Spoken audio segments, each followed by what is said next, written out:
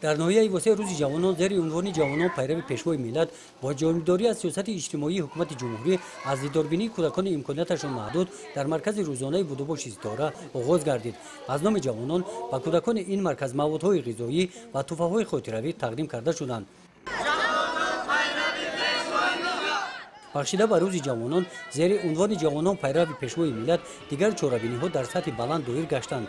در راهپیمایی بخشیده به روز جوانان از تشکیلات و مؤسسه‌ها زیاده از 1000 نفر جوانان اشتراک نمودند. در این روز در باغ فراغتی استراحتی هنرهای مردمی به نمایش گذاشته شدند که تاریخ گذشته و امروز خلق تاجیک هستند.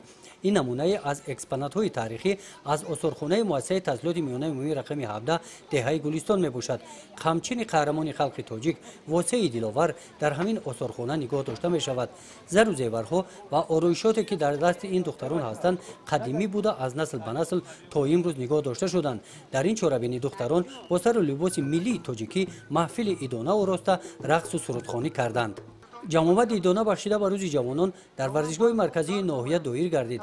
رئیس ناحیه واسه ساکنان ناحیه را بخشیده به روز جوانان تاجیکستان تبریک نمود.